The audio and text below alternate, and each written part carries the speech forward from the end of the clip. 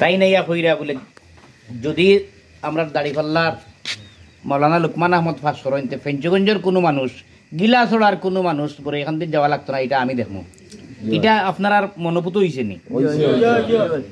আমরা গিলাছড়ার উন্নয়ন লাগিও তো একটা রাস্তা, একটা নমুনা মাত্র, জাস্ট একটা মডেল।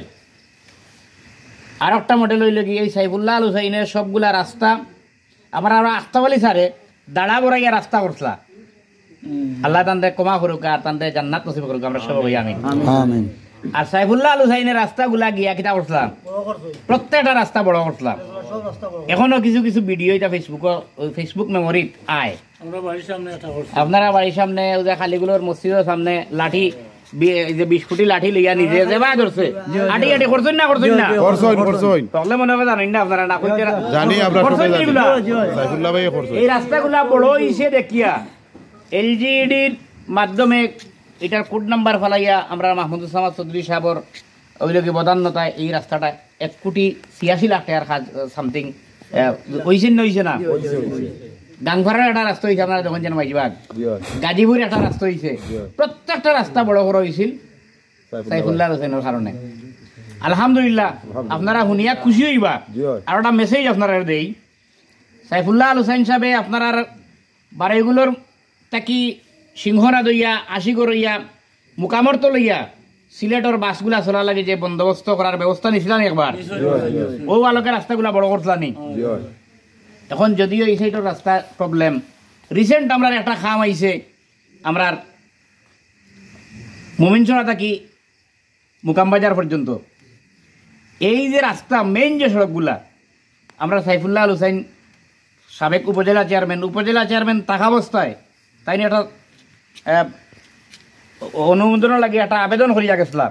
আপনারা এটা অলরেডি দেখছেন বিভিন্ন জায়গায় লাল চিহ্ন দিয়ে রাখছে বিভিন্ন আলো। প্রত্যেকটা রাস্তা সম্ভবত 24 ফুট খুব রিসেন্ট ওই যাব ইনশাআল্লাহ, বড় বড় রাস্তাগুলা। এবং এই রাস্তাগুলা বাস চলাচল চলতো নি আমরা, এই বাস চলাচল করতে গিয়া মৌলানা লুকমান আহমদর নেতৃত্বে তাদের এমপি বানাইতে পারলে যদি সাইফুল্লাহ আল হুসাইনের এই সুযোগ আমরা তৈরি করিতাম পারি তাহলে এই কাজটা হইব। আমরা এটা দিতাম নি ইনশাআল্লাহ। আমরা স্বাধীনতার পরবর্তী 54 বছর চলে আমরা কোনো মানুষ পাইছি না আমরা দায়িত্ব নেওয়ার মতো। পাইলে আপনারা হোকা বলে আমরা পাইছি, দায়িত্ব নেওয়ার মতো মানুষ পাইছি না।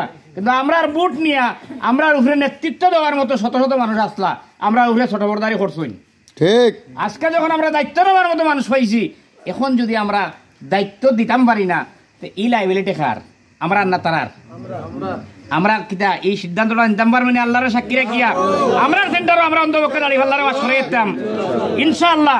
আপনারা লইয়া আমরা যদি আনাচে কানাচে ফেঞ্চিগঞ্জের আমরা দৌড়ি, আমরা ফেঞ্চিগঞ্জ থাকি ইনশাআল্লাহ আমরা লিড করবো। এখন পর্যন্ত আমরা দাড়িপাল্লার মাঠে আমরা এখনো আগুয়াইল আছে।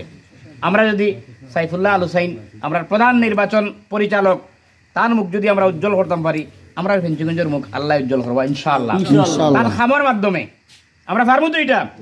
এখানে যারা উপস্থিত হয়েছেন আপনারা সবর এই সমাধানটারে আল্লাহর জমিনে আল্লাহর দিন কায়েম হওয়ার লাগি ন্যায় ইনসাফের প্রতীক দাড়িপাল্লা বুট দিয়া দাড়িপাল্লারে ফাঁস করার লাগে আপনারা এখানে উপস্থিত হয়েছেন। আমরা এই সমাধানটারে আমরা সমাধানটারে আল্লাহ আমরা দুনিয়ার শান্তি আর আখিরাতের মুক্তিলে কবুল করুক, আমরা সব কই আমিন। ওটাও আমরা